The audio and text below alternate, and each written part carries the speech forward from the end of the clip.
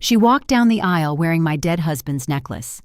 I stood at the end of the family row, steadying myself as lace and flowers drifted by. I'm Margaret, 58, a widow, and the woman on my son's new side of the aisle, Helen, had my gold pendant sitting bold at her throat. I had learned to live with the ache, but not with theft dressed as tribute. The chandelier glare slid across the pendant, a brief flash that felt like a slap. If that pendant stays with her, my husband's last promise erases me along with it. The room smelled of roses and hairspray, vows rising like mist. I smiled for the cameras because that's what mothers do, and watched my son's face knot and smooth as he tried not to meet my eyes. The officiant spoke about loyalty. It sounded like a dare. Helen lifted her chin, and with 2 fingers she touched the pendant, as if blessing herself with it. My throat closed. When the ceremony ended, I moved to the terrace where the air was cooler and the noise thinned. I pressed a napkin into my palm and counted my breath.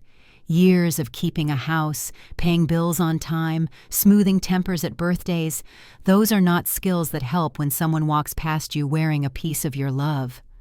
A cousin snapped photos near the trellis. "You look beautiful," she said. "Smile." I did, but my eyes cut to Helen. The pendant caught another shard of brightness and kissed her skin like it belonged there. It didn't. It belonged with me. I needed to hear my son's voice before my courage drained. "Ryan," I said, when he stepped off the dance floor. "That necklace?" "It was a gift," he said too quickly. "From who?" I kept my tone even. He glanced over my shoulder. "Don't start this today." I swallowed the first angry answer. "It was promised to me. Your father put it in writing." He rubbed his jaw. "This is a wedding, Mom." "Exactly," I said. "A day for honest symbols." He shifted his weight. "Let it go." I looked past him to the cake, the white frost still untouched, the knives set straight. The pendant rested where my heart should be. "I won't." Music swelled again. I slipped inside the hall and found Helen near the head table, laughing with a circle of friends who would repeat whatever she said. I stopped a yard away. "That pendant is mine." She tilted her glass. "You poor thing. Grief plays tricks." "It was named in the will." "You're mistaken." She didn't blink. "Your son knows the truth." The tablecloth brushed my knuckles when I gripped the edge. I decided in that breath to move this out of her little theater and into a room where words carry weight. I left her smile behind and stepped toward the corridor near the coat room, where the noise dulled and my pulse steadied. "Give it back," I said when she followed, alone now, the echo of laughter dying behind her. "No." Her answer landed like glass on tile. "Then I'll correct this." "You'll embarrass your son." A server pushed through with a tray, and we both held silence. I considered clawing at the clasp, but I was raised to fight with papers, not fists. There are doors that open for people who can wait. I returned to the terrace and borrowed a chair, phone in my pocket like a lifeline. I scrolled to my lawyer and stared at the number until the screen blurred. I'd meant to leave business alone for today. Loss teaches timing, betrayal erases it. I pressed call. "Congratulations to the family," she said, kind, brisk. "I need you to confirm the probate list," I said. "The pendant." "I can pull it first thing tomorrow." "Tonight," I said. "Please." A pause. "I'll look." While the party kept beating behind me, a cousin wandered over with her phone. "Caught a sweet shot," she said. The screen showed Helen at the aisle, the pendant bright as a coin. I asked her to send it and thanked her without explaining why. "Are you okay?" she whispered. "I'm steady," I said, which was close to true. She squeezed my arm and left me alone with the sounds of clinking cutlery and muffled toasts. A plan is a kind of courage. Mine was simple: paper, then pressure. My phone buzzed. "I found your file," my lawyer said. "The clause about personal effects isn't here." "It was," I said, too soft. "There's an amendment." The word felt greasy. "By who?" "It says consent." The napkin tore in my fist. "Send me a copy." "I'll email it. We can challenge it." "Do it," I said. "Start whatever you need to start." I looked back into the hall where families become actors and actors become judges. The stakes were plain. If I let this slide, everything my husband promised can be redrafted by people who smile while doing it. My cousin waved from the dance floor, and I waved back to keep peace with those who didn't earn this war. I counted the 2 long rows of chairs still set for the speeches, and I knew I would outwait anyone who wanted me quiet. I found my son near the bar as the band paused between songs. "This isn't ending here," I said. He set down his glass. "Let it go," he said, voice low. "Or else." The lawyer said the document was amended by consent. The words didn't make sense at first. I sat in my husband's old office, sunlight falling through half-open blinds, the air still holding his cologne. It clung to the leather chair, faint and sharp, the kind of scent that pulls memory like a thread. On his desk lay a thin stack of papers, official, cold, and wrong. I traced the edge of the page, then the uneven ink where Helen's name appeared under personal effects. My chest tightened. He would never have written that. Not her name, not there. The lawyer's voice on the phone was careful, rehearsed. It was a simple amendment, signed and witnessed. "By who?" I asked. There was a pause. "By your son." The word hit like a slap. My son. Ryan. I stared at the signature line, the one I'd memorized years ago when we first made our will together. His loops were steady, patient, built from decades of habit. But this signature trembled, letters squeezed too tight, strokes uneven, as if the writer had been rushing or frightened. My husband's hand never shook, not even at the end. I hung up before the lawyer could finish the sentence she had prepared to sound kind. My husband had been dead 6 weeks, long enough for the flowers to wilt, but not long enough for someone to change his last words. The stakes were clear now. If this version stood, Helen could claim whatever she wanted, not just the necklace, but every small thing that still smelled like him. And I would have no say, no proof left to fight with. I took the paper to the dining table, laid it flat, and opened my old folder from the safe. The original copy wasn't there. My fingers shook, leaving faint smudges on the margin. He used to write notes in blue ink. This was black, too clean, too modern, too deliberate. I found myself whispering, "What did you do, Ryan?" That night I asked him to meet me for coffee. He showed up 20 minutes late, sleeves rolled, smiling like we were just another mother and son with small talk to trade. "You look tired," he said, glancing away from my eyes. I saw the amendment. His hand froze around the cup. "Mom, you witnessed it?" He hesitated. "Helen said Dad wanted it simplified. Your father couldn't even hold a pen that week." He stared out the window. "It's just a necklace." I waited. He didn't look back at me. "It's not about gold," I said. "It's about his word." He pushed the cup away, half full. "You're reading too much into it." "I buried him 6 weeks ago. Don't tell me what I'm reading." He exhaled hard. "You're making things harder for everyone." "No," I said quietly. "Someone else already did that." He stood, left a few bills on the table, and walked out. The bell over the cafe door rang once, sharp as a warning. I watched him cross the street and felt the ground shift beneath what was left of family. I spent the next morning drafting a formal request for probate review. The lawyer's assistant sounded surprised. "Are you alleging misconduct?" "I'm alleging alteration," I said. My voice stayed steady even though my hands didn't. At noon, I mailed the letter. The postmark would be my first small proof, the first line of defense. If Helen had forged his name, the ink would betray her. It always does. Ink carries the truth even when people don't. I sat back at the desk, surrounded by his old pens and receipts, things that felt too alive to belong to the dead. The candle on. The shelf had burned unevenly, wax running down one side like a tilted hourglass. I touched the cooled edge, rough and uneven. It grounded me. I told myself I'd wait for the court's reply before calling Ryan again. But deep down, I knew he wouldn't pick up. By evening, I had folded the amended will back into its envelope, sealing it with more force than needed. I whispered into the quiet room. You should have protected me better.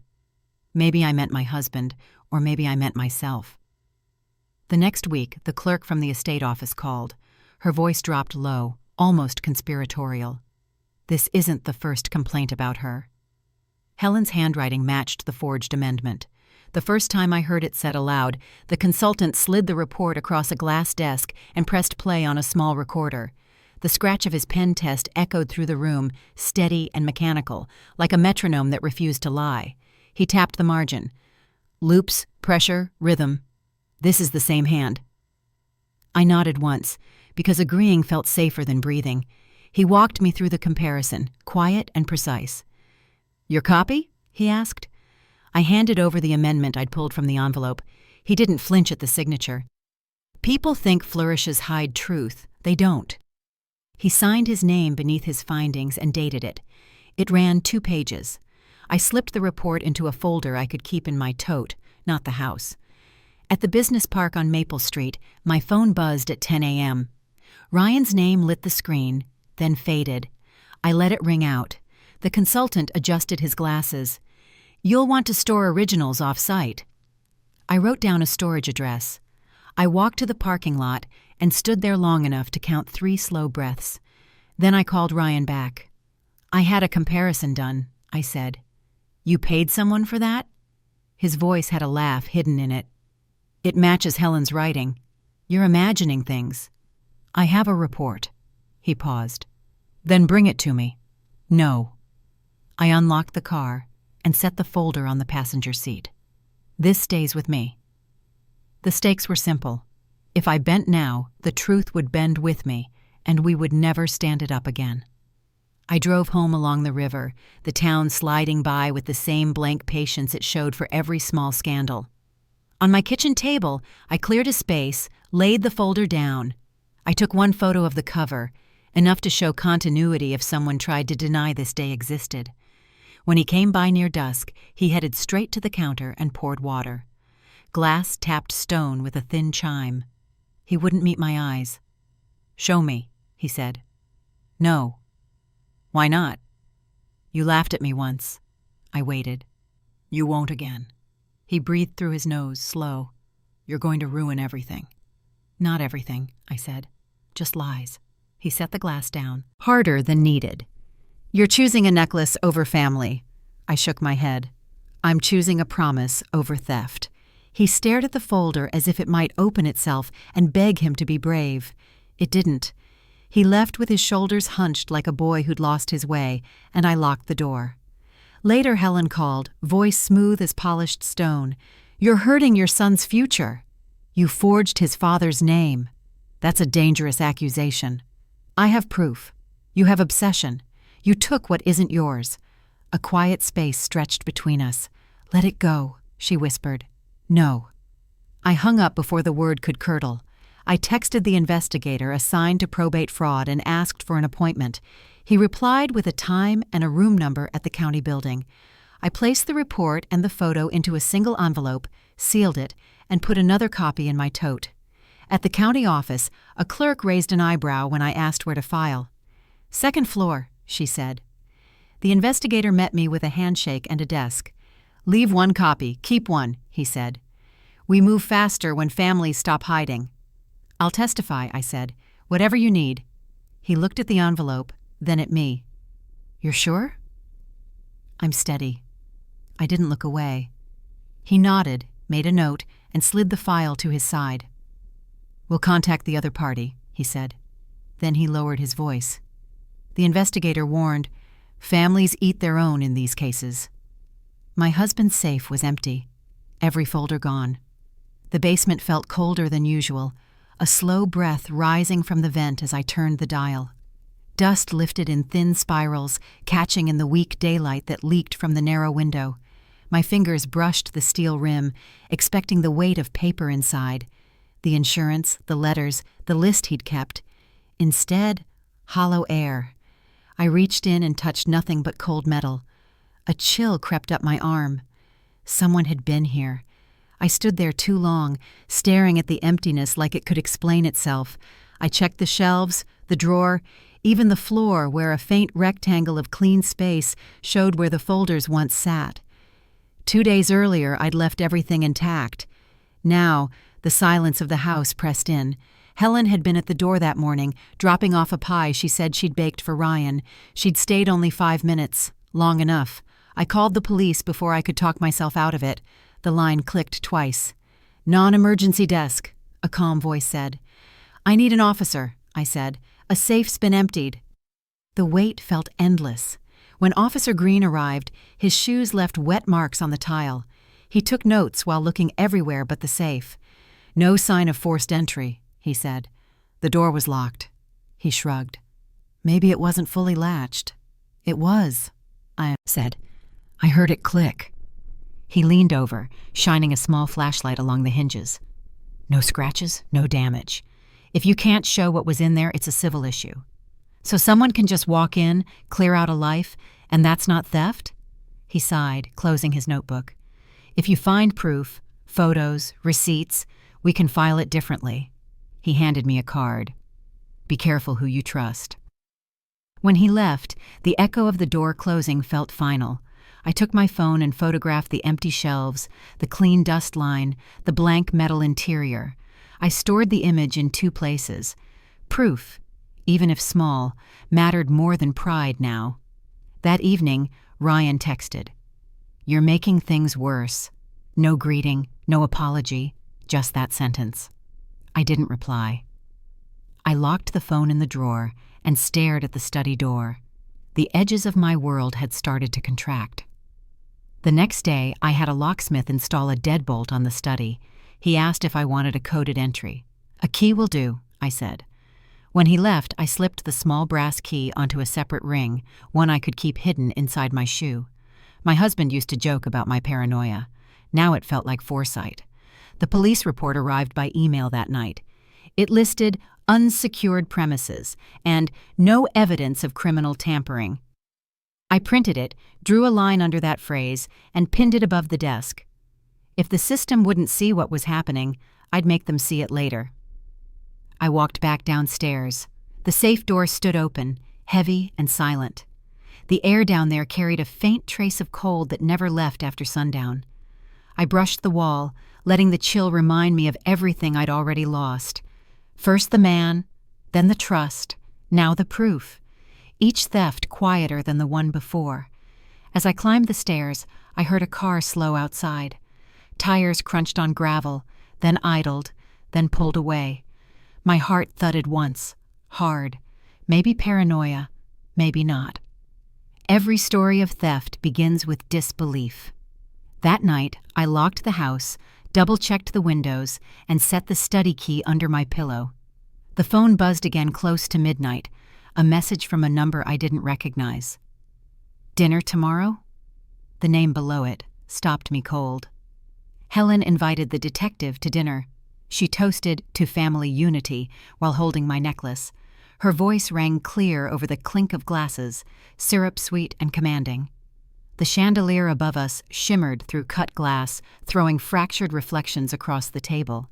The pendant, my pendant, caught that same glow and winked at me from her neck. I felt the grit of the tablecloth beneath my hands, rough enough to scrape my palms. Around us, neighbors smiled, unaware or unwilling to see the theft shining in front of them. Helen's dinner parties were theater. Every seat was assigned, every dish placed with ritual care. "To family unity," she said again, lifting her glass higher. Counted 12 people, including the couple from next door and the pastor's wife. My son sat at her right, too quiet, pretending not to notice me at the far end. She knew how to stage humiliation. She wanted me small. "I'm glad you came," she said as plates were passed. "We don't gather enough." "It wasn't easy," I answered. "Grief rarely is," she replied, her smile steady. The pendant moved when she laughed, swaying above her heart like an award she'd earned.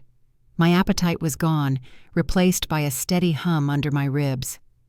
I watched the faces around the table, the neighbors nodding, the flick of curiosity when the pendant caught the candlelight again. Someone asked where she'd found such a lovely piece. "It belonged to my dear friend's collection," she said smoothly. A family keepsake. The lie was soft, rehearsed. A murmur of admiration followed. My wine glass trembled when I set it down. Every nerve in me wanted to shout, to tear that falsehood apart.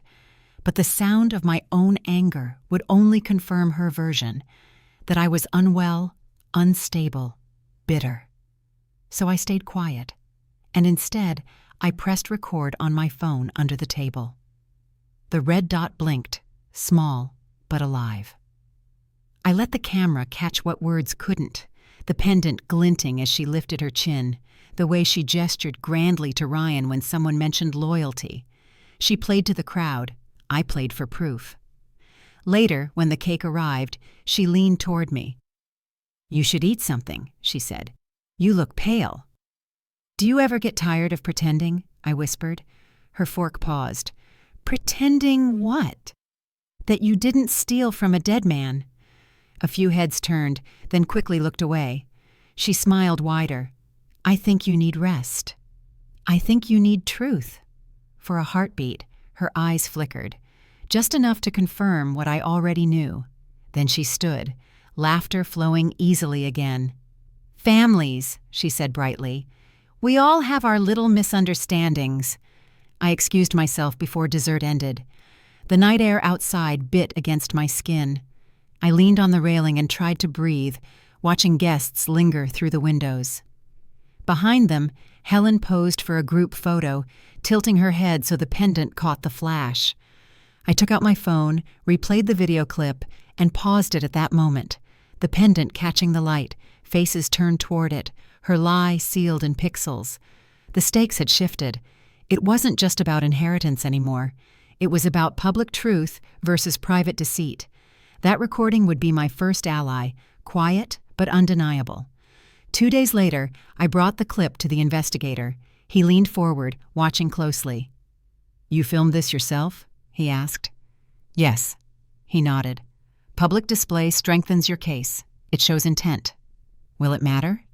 "It always matters when people see the lie themselves." He printed a form for me to sign. "We'll attach this as a community affidavit." For a moment, the fight felt winnable. Then, as I stood to leave, he said softly, "Be careful. People protect their own, even when they're wrong." When I showed Ryan the video later, he refused to look. "You're embarrassing us," he said. His tone wasn't cruel, just hollow, tired. "She's trying to make peace. She's rewriting your father's will." He rubbed his forehead. "You don't understand what you're doing." "I understand perfectly." He turned away. "Let it go." That phrase again, "let it go," as if truth were optional. I closed my phone, placed it in the drawer, and let the silence spread across the room. Near midnight, a sound at the door pulled me up from bed. I went to the hall, bare feet on cold tile. An envelope slid beneath the crack, pale against the dark floor. No handwriting on the front. I opened it carefully. One folded page inside. No greeting, no signature. Just 6 words written in a shaky hand. "Stop digging." The estate office called. My claim was under reconsideration. The words sounded neutral, but they carried the weight of betrayal disguised as policy. I sat by the window as morning light cut between the blinds and laid stripes across the letter in my lap. The paper was heavy, official, the ink too calm for what it meant. "Pending additional evidence," it read. I'd already given them everything. This wasn't about proof anymore. It was about delay. The clock on the mantel ticked loud enough to count my anger. I folded the letter once, twice, then flattened it again. The repetition kept me from shaking. They were giving Helen time to rewrite, time to twist, time to erase me properly. I called the clerk, pressing the phone against my shoulder as I opened another envelope from the same office. "This is Margaret," I said. "I received a notice this morning. It says reconsideration. What does that mean?" She sounded practiced, her voice steady and impersonal. "It's a procedural hold." "Hold for what?" "For review of contested documents."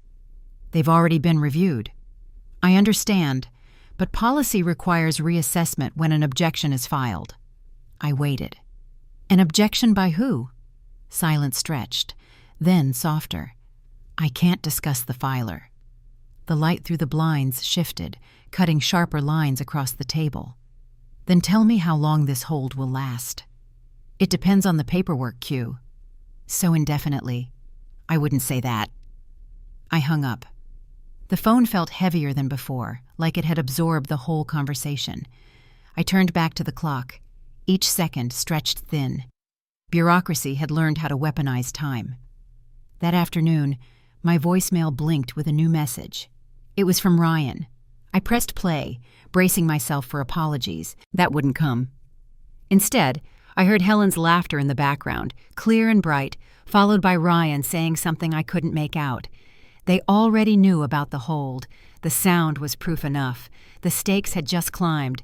The law was becoming her accomplice.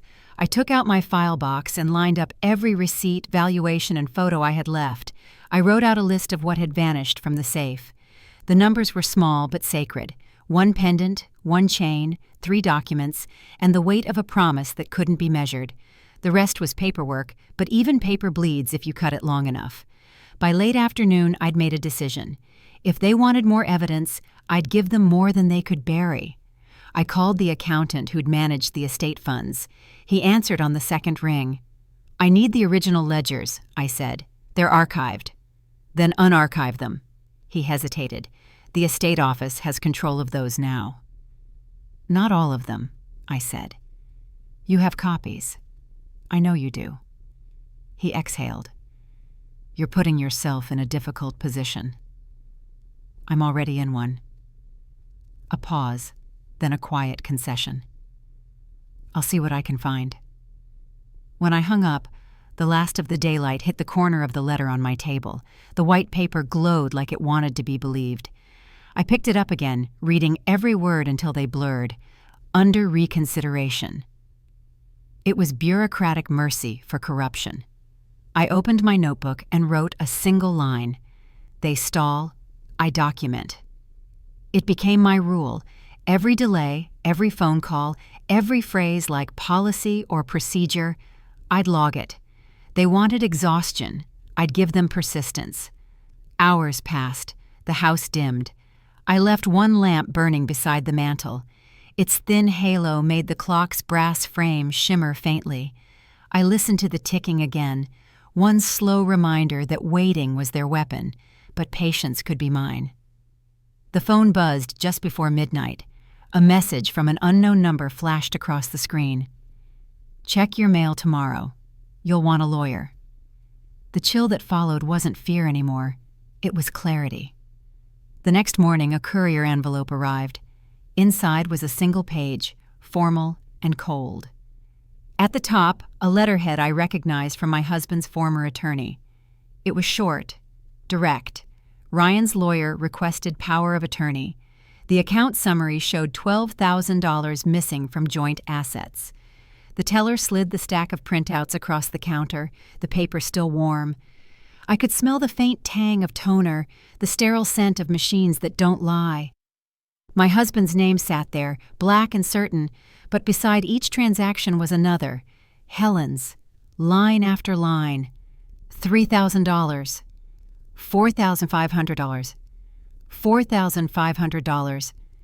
$12,000 gone in the month before his death. The sum looked small on paper, but large enough to measure betrayal.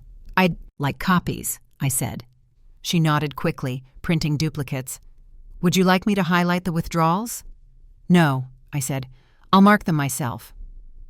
I left the branch with the folder tucked under my arm and the unease sitting deep in my gut. It wasn't about the money. It was about what it proved. Someone had access she shouldn't have had. Someone he never trusted. At home, I spread the pages on the dining table. The light outside had faded to gray, washing the ink dull. I traced the bank seal with my thumb, remembering the day we'd opened that account together.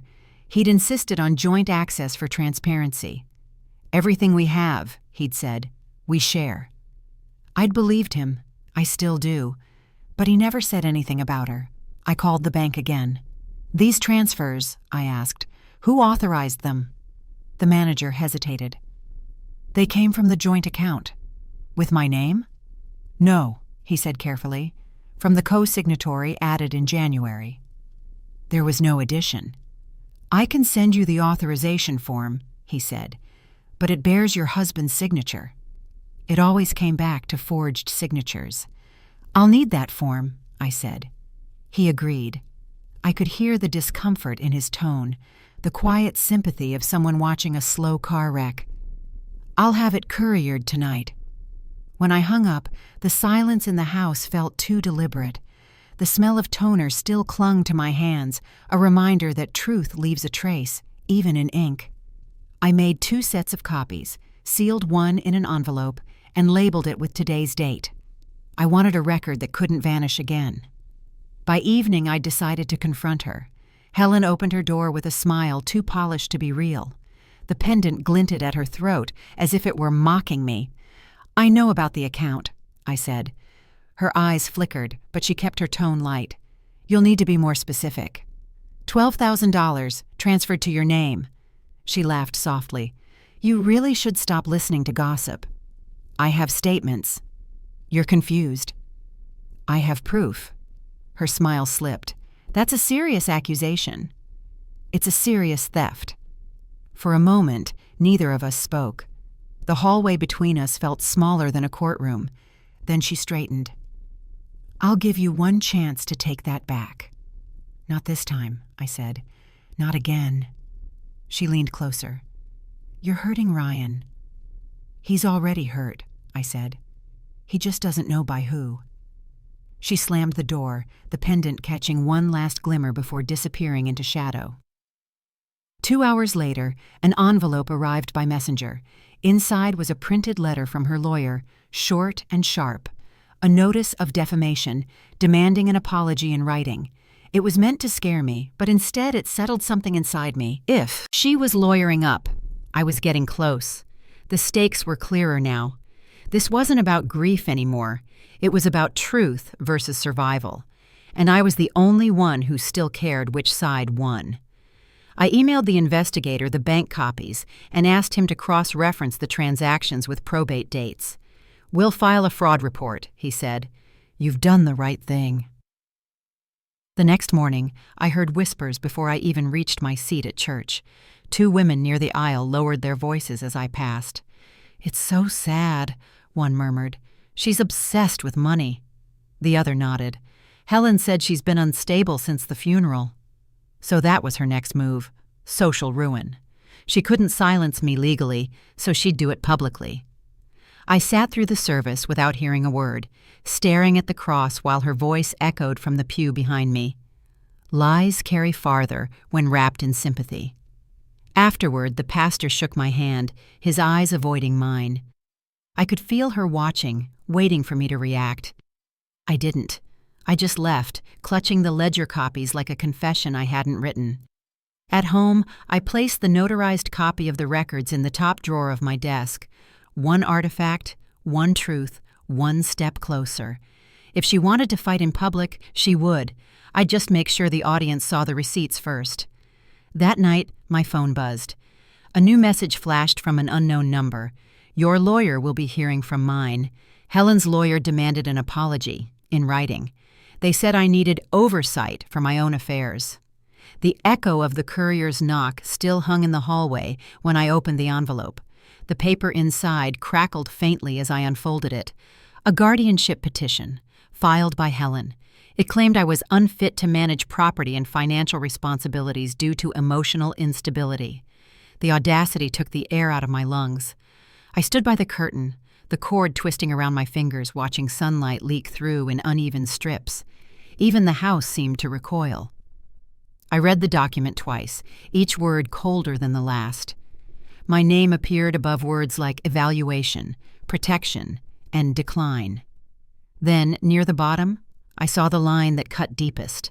My son's name, co-petitioner. The room seemed to tilt.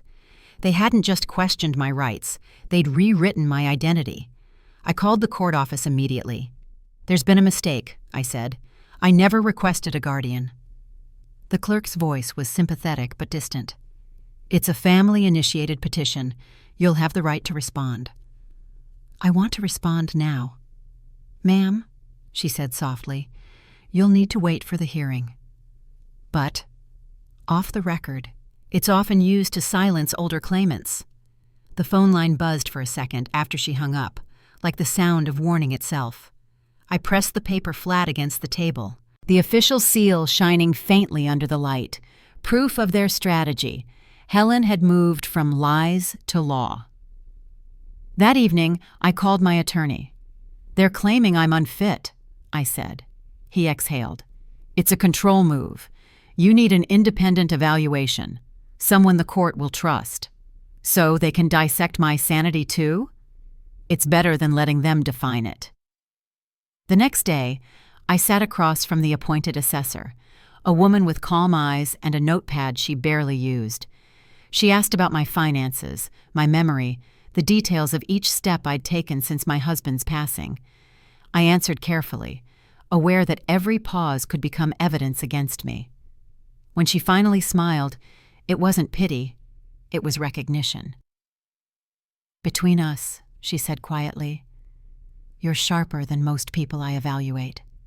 Will you tell the court that?" "I'll tell the truth," she said, "but truth takes the long route through bureaucracy."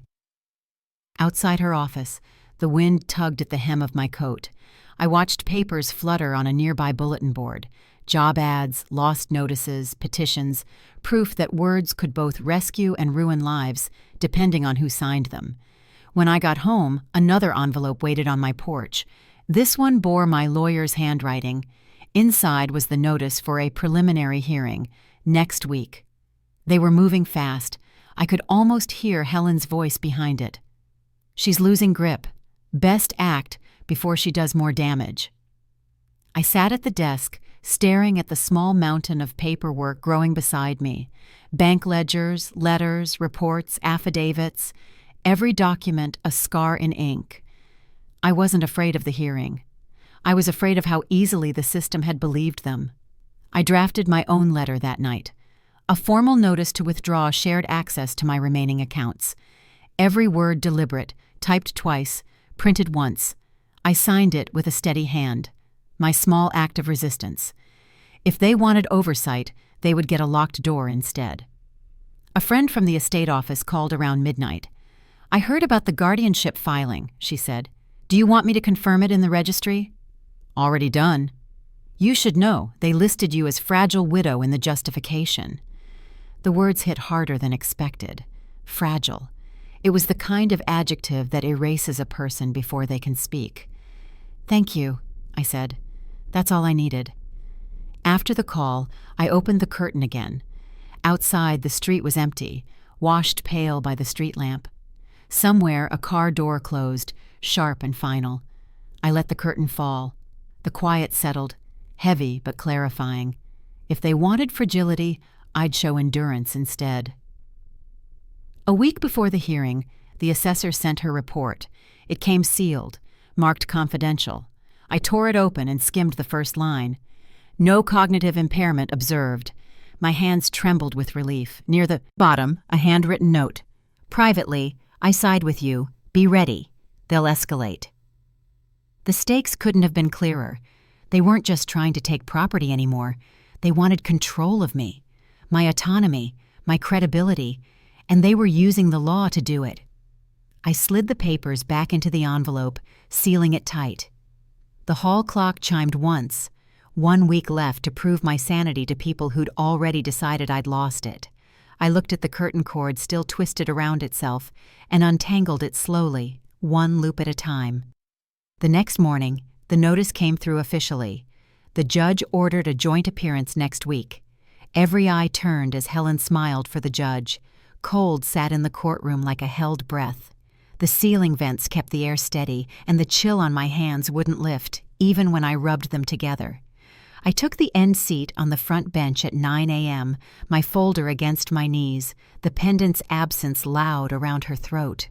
She stood easy at counsel table, chin high, as if court were just another dining room. "It was a gift," she began, voice soft, carrying, too soft. "A keepsake he wanted me to have." A murmur rolled through the packed rows. The judge glanced down. We'll hear the filings. The prosecutor rose with a thin stack. Your Honor, 2 exhibits. He laid the first on the document stand and turned it so the bench could see. Certified comparison by an independent examiner. He tapped a signature. Same slant, same pressure, same loop closures. The amendment is not his hand. He didn't raise his voice. Truth doesn't need volume when paper carries it. Helen kept smiling. He could have had a bad day, she said. My breath fogged faintly when I exhaled. The air never warmed. The prosecutor set the second exhibit, bank statements, beside the first. Withdrawals routed to the respondent, he said. Read into the record. Transfer on May 2nd, $3,000. Transfer on May 14th, $4,500. Transfer on May 28th, $4,500. Fee reversal, $0. Total, $12,000. A woman in the second row whispered, My word. A man near the aisle said, That's the same pendant. Someone else muttered, About time. Helen's attorney stepped forward. Your Honor, we object to character attacks. The necklace was presented publicly at a family event with no complaint. I stood. I complained, I said. My voice surprised me by not shaking. I complained the moment I saw it on her neck. The judge peered over glasses. You'll speak when recognized. Then to the prosecutor. The expert is present? He is. The examiner nodded, crisp and sure. I affirm my findings. Helen tried a different tone. He told me he wanted legacy to pass through his daughter-in-law's family. He said I reminded him of an old friend. Name the friend, I said before I could stop myself. Her mouth opened, empty. The judge turned to me. You may address the court.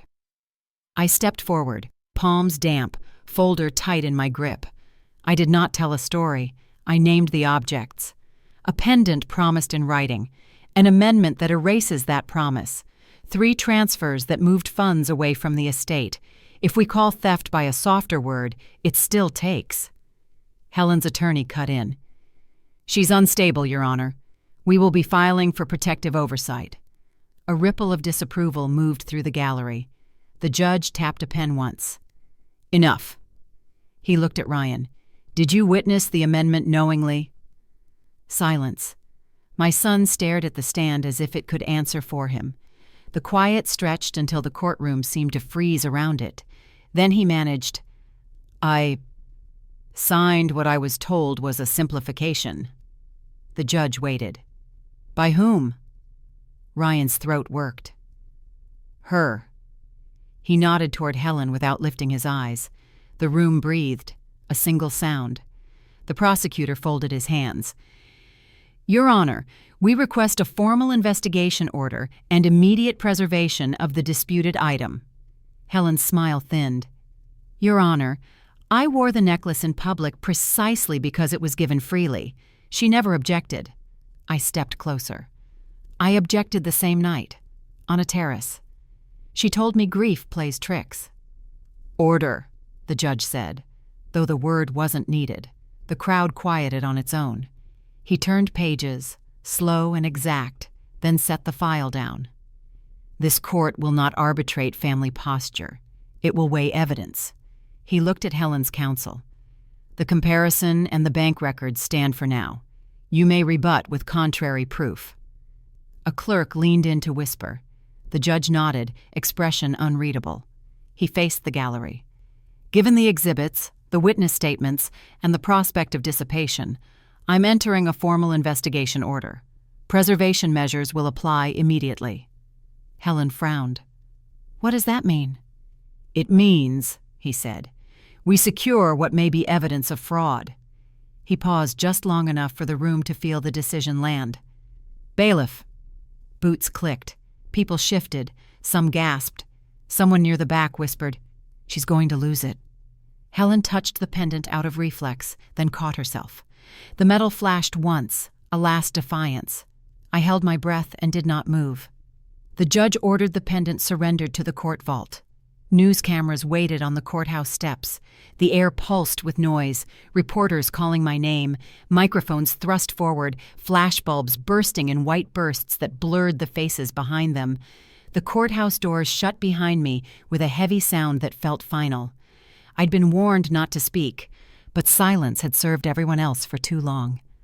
A dozen lenses caught my hesitation before I found my footing on the top step. "Did your family betray you?" someone shouted. I paused. "You already know the answer," I said. My voice carried farther than I expected, steady and clipped, carried by the cold wind across the plaza. They pushed closer. What did the judge decide? I unfolded the notice still warm from the clerk's desk. The headline read, plain as stone, "Restitution order. Return of personal effects within 14 days." The pendant, my husband's promise, was finally recognized as stolen property. The language was dry, bureaucratic, but I could feel its weight in my hands. Authority had caught up with betrayal. A bright flash seared my eyes. For a moment I couldn't see. I turned my face slightly, letting the sunlight pierce through the space between buildings. Behind the lights, I could sense Helen descending the steps with her attorney. She held her chin high, but her steps faltered. The first reporter pivoted toward her. "Helen, any comment on the ruling?" "It's not over," she said sharply. "It was sentimental, not criminal." The crowd shifted, hungry for reaction. I took one step forward. "Justice," I said, "should not depend on who you marry." It wasn't a speech, but it landed like one. A few gasps, a murmur that rippled through the crowd. Cameras spun toward me. I felt the chill in the air lift slightly, as though truth had opened a window. A journalist with a notepad leaned closer. "What happens now?" "The order stands," I said. 14 days, then enforcement." He nodded, jotting it down. "Can we quote you?" "Please do," Helen's attorney barked. "No further questions." But she didn't stop. She tried to meet my eyes and failed.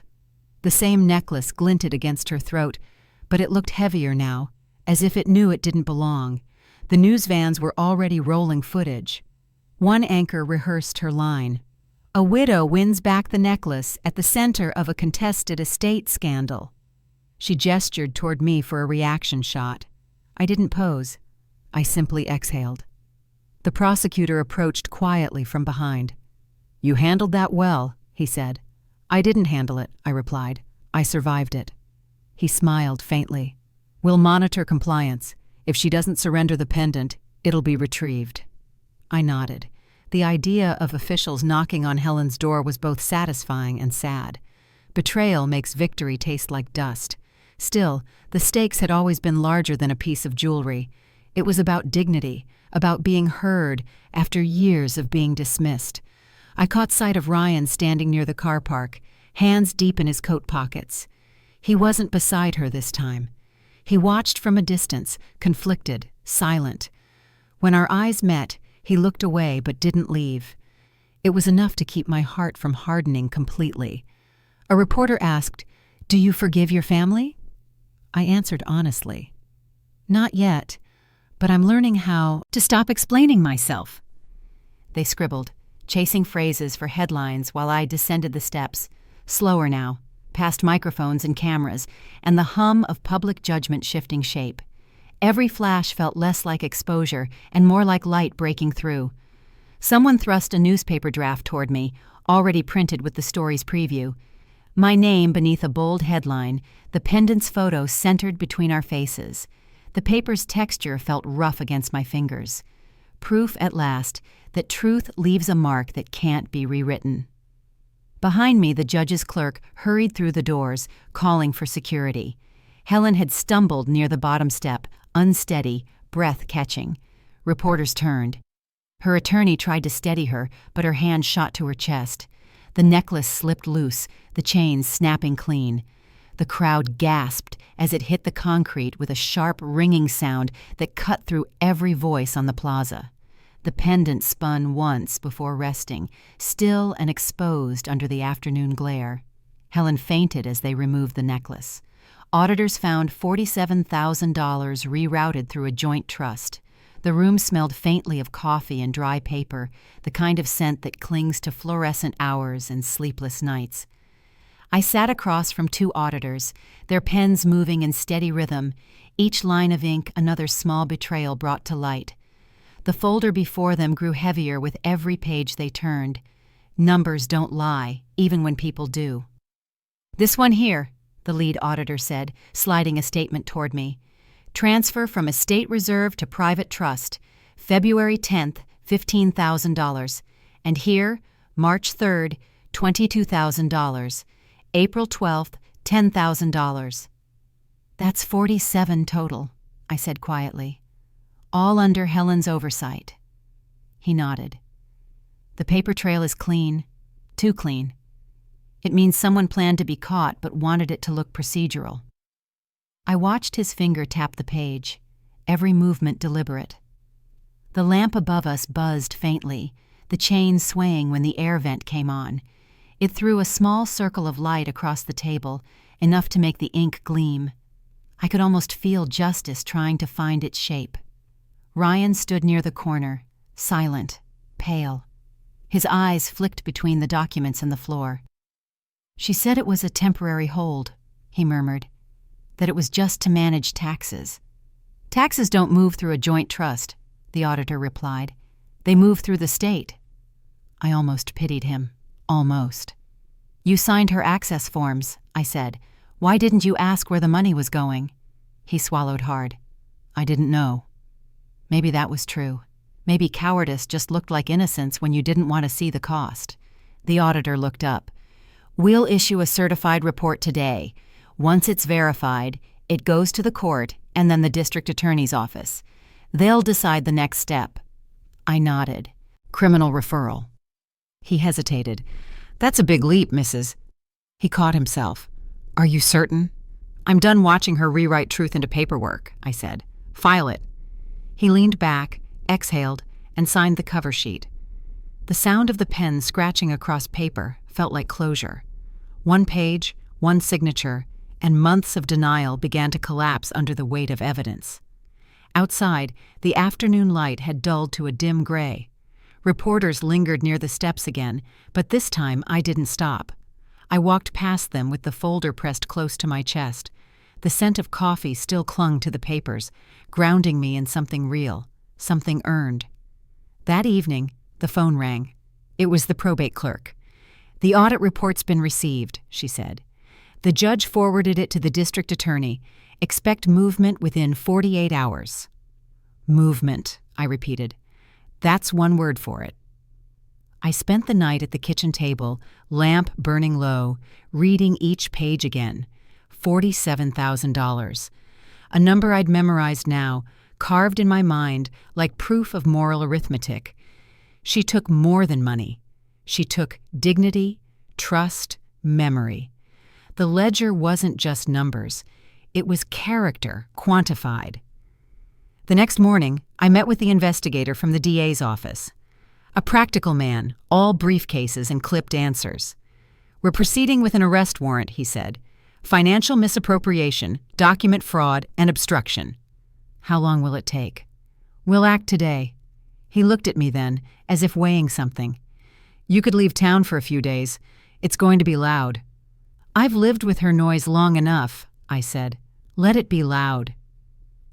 That afternoon, I stood at the courthouse entrance again, not to fight, but to witness. Officers crossed the marble floor in formation, quiet, efficient.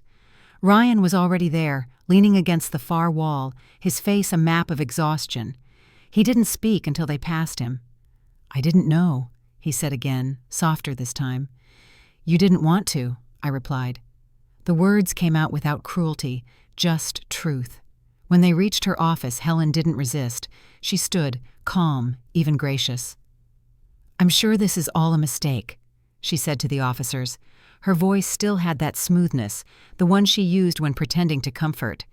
"You're wasting your time." One officer read the warrant aloud. "For the unlawful diversion of estate funds totaling $47,000 US." She turned to me as if the declaration were theater. "You're enjoying this?" "No," I said, "just remembering everything you took." The cuffs clicked shut. That small metallic sound filled the space between us like a verdict already delivered. No shouting, no spectacle, just finality. I watched her lead past the glass doors, the reflection of the lamp from the audit room still faint on the folder in my hands. For the first time in months, I could breathe without feeling owned by her lies. The officer clicked the cuffs shut in silence. Her house stood empty, windows boarded, mailbox stuffed. The street was quiet, only the hum of a patrol car idling near the curb. The boards nailed over her windows looked fresh, the kind of rushed work done by someone who wanted to seal a story shut. Dust clung to the railings, fine and gray, as if the house itself had exhaled and given up. I stood by the gate while the deputy walked toward me, a small envelope in hand. "This is yours," he said. "Restitution check, $47,000 plus costs." He passed it over gently, as though it might crumble if handled too firmly. The paper felt rough beneath my fingers, fibrous, almost fragile. It was more than money. It was acknowledgement, proof that lies could be unspooled and measured back into fairness. I signed the receipt without hesitation. "She left town last night," he added. "Didn't say where." "I don't need to know," I said. And for once, I meant it. The air was still, no breeze, no echo of her voice. I turned the key ring in my palm, the old house key I'd kept all these months.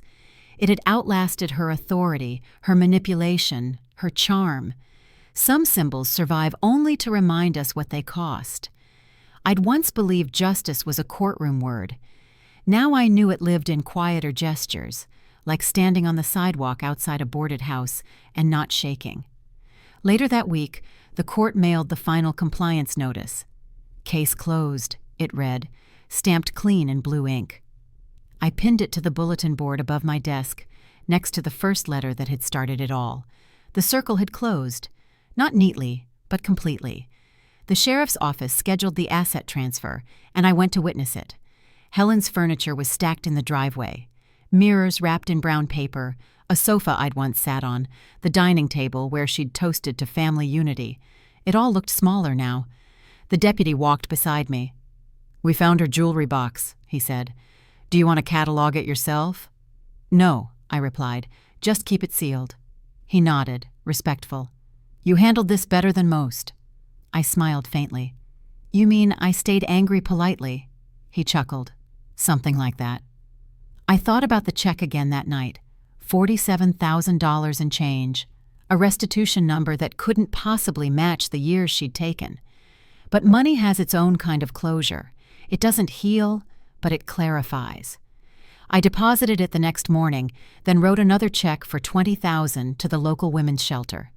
"For legal aid," I wrote in the note line. The clerk looked at me curiously when I handed it over. "Are you sure about the amount?" she asked.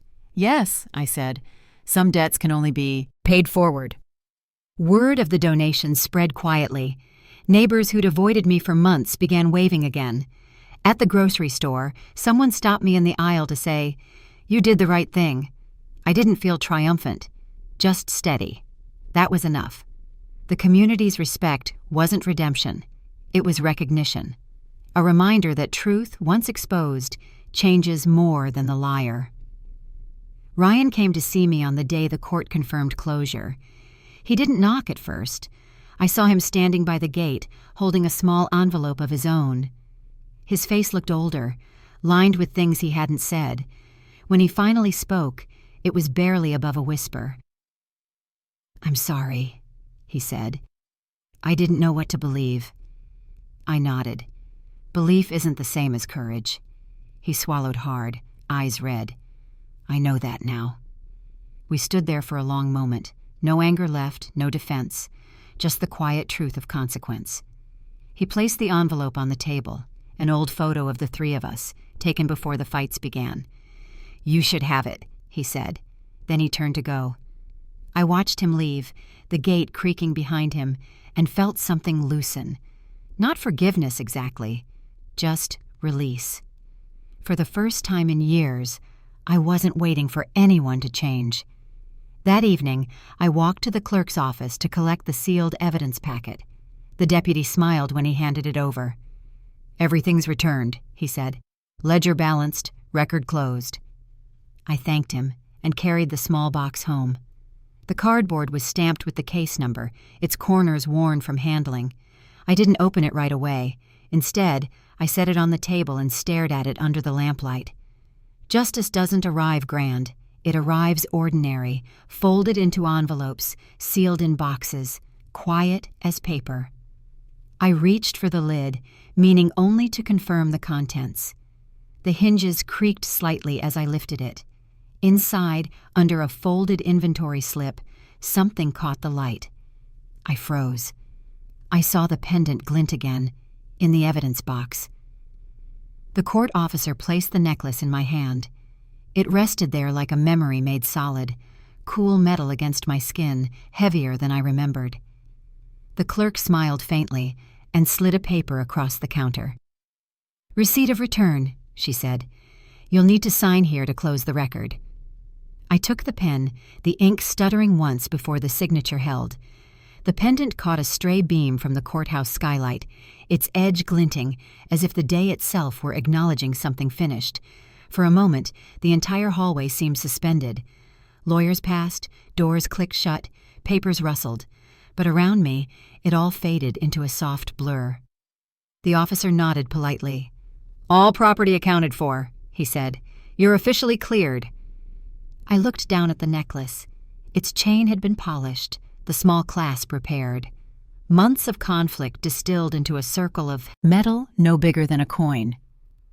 "Thank you," I whispered. Outside the courthouse, the morning air felt different, lighter, without edge or tension. The sunlight struck the steps in long, narrow bands. I walked slowly, each step deliberate, the sound of my shoes echoing faintly on the marble. The city moved as it always had, oblivious to everything that had happened within those walls. I didn't mind. Justice doesn't need applause. It only needs completion. I turned the pendant over once, tracing its familiar ridges. It wasn't victory I felt, just release. I'd promised myself that when it was finally returned, I'd wear it only once more, not as proof of triumph, but of endurance. So I slipped the chain around my neck. It settled just above my collarbone, warm now from my touch. At the courthouse entrance, a woman from the clerk's office called after me. "You can pick up the sealed estate file next week," she said. "Keep it archived," I replied. "It belongs to history now." She nodded, understanding. Some things are better left on paper. As I stepped into the sunlight, the city's noise returned. Traffic, footsteps, laughter somewhere far off, life resuming, unbothered. I paused near the curb, eyes closed briefly, feeling that first quiet inside me in months. No arguments, no signatures, no waiting for someone else to decide what was fair, just stillness. When I opened my eyes, I caught my reflection in a nearby window. The pendant glimmered faintly, its light steady but subdued. I touched it once, a gesture not of ownership, but of remembrance. I could almost hear his voice, gentle, teasing, alive in that single flash of gold. Not in the metal itself, but in what it had survived. A car honked in the distance, jolting me back. The court officer had stepped outside, chatting with another clerk. He waved when he saw me. "Glad it's settled," he said. "It is," I answered. "Finally." He smiled. "You can breathe again." I smiled back, but quietly. "Yes," I said. "I think I can." I started walking toward the square. The breeze lifted the edge of my coat, carrying with it the faint scent of something familiar. Paper, dust, morning air. Behind me, the courthouse loomed, no longer menacing, just another building doing its job. I didn't look back. At a nearby bench, I sat and unfolded the small return receipt. The ink shimmered faintly under the light, the clerk's signature curling neatly beside mine. Transfer complete. The last proof that what was once stolen had found its way home. I folded it carefully, placed it inside my wallet, and let my hands rest on my lap. For the first time since the safe was emptied, I didn't feel the need to guard anything. People passed by, faces I didn't know, lives untouched by mine. That was the strange beauty of closure. It restores anonymity. The story that had consumed me was now a line in a court record, filed, away, done. I breathed out, slow and sure. The sunlight reached across the bench, a soft line warming the edge of my sleeve. I turned my hand toward it, the pendant flickering once more in its glow. It wasn't a trophy. It was a reminder to endure, to rebuild, to let go. I rose, ready to leave, but something near the clerk's window caught my attention as I passed back through the lobby, a framed photograph propped against a stack of files. My eyes caught on the image before my mind caught up. There she was, Helen, standing beside the same judge, smiling for a charity event years ago. I stopped. The pendant in my hand seemed to pulse once under the light, but one photo on the clerk's desk caught my eye. In the photo, I was smiling, with Helen beside me. It sat on the clerk's desk, half hidden under a stack of old papers. The frame was cracked, its glass slightly loose, but the image was unmistakable. I stared at it longer than I should have. My own face, younger, lighter somehow. Helen beside me, her hand on my shoulder, both of us caught in the kind of moment that never feels fragile until years have passed. A community event, the banner behind us half readable. We'd been standing in front of the town library, proud and unbroken. The courthouse heater hummed in the background, steady and low. The faint vibration filled the silence between us even now, though she wasn't there. I remembered the day the photo was taken, 15 years ago, a fundraiser for local families. We'd served sandwiches, poured lemonade, laughed until the sky went pink. Before jealousy crept in, before estate files and accusations and locks changed overnight, before every kind word became a transaction. The clerk noticed me looking. "That picture's been here for years," she said. "No one ever asked about it." "It was a good day," I replied. "You can keep it." She hesitated. "It belongs to you, technically." I lifted it gently. The wood of the frame felt dry, almost splintered at the edges. The faint hum of the heater deepened, as if the room had drawn a slow breath. I thought about leaving the photo behind, letting it fade under layers of new paperwork. But something in me resisted. Maybe because this was the last thing that hadn't been turned into evidence. "Do you want a new copy?" the clerk asked quietly. "No," I said. "Old is the point." Outside, the winter air pressed sharp against my face. The courthouse doors closed behind me with that familiar heavy sound. I carried the photo under my arm, wrapped in a thin folder. Each step echoed faintly off the concrete, my heartbeat matching the rhythm. It was strange, how even after justice, grief could still find a way to sit beside you. Back home, I cleared the hallway table. The house felt calm now, unguarded. Dust shimmered in thin bands of afternoon light. I unwrapped the photo, brushed off a stray fleck of paper, and set it upright against the wall.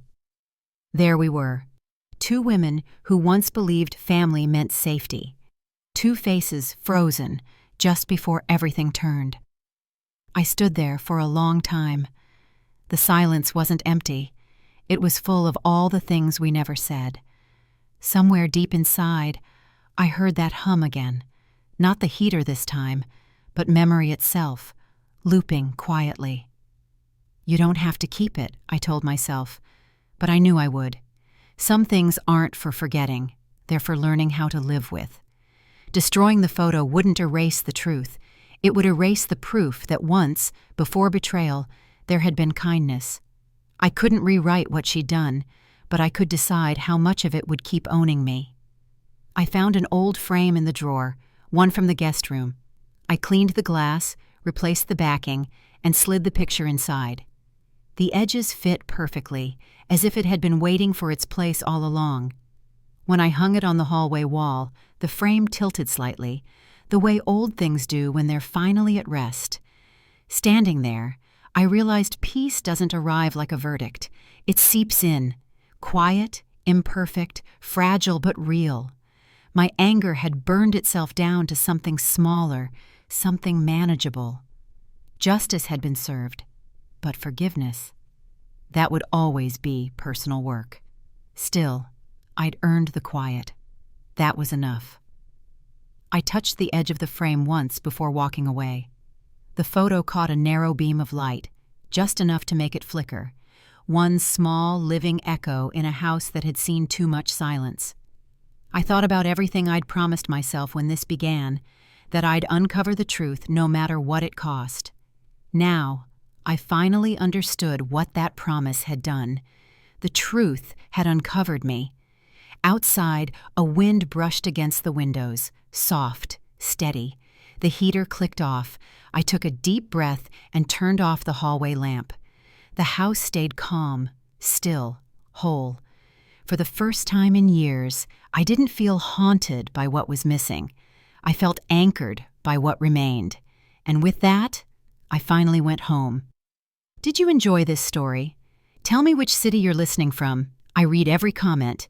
If the story touched you, you can support the channel with a super thanks, so I can keep bringing more stories like this every day. Your encouragement really helps. I'd love to hear your thoughts and what moments stayed with you. On the screen, you can see 2 new life stories that I highly recommend. There's more on the channel as well. Don't forget to subscribe and turn on notifications. See you in the next life story with respect and gratitude.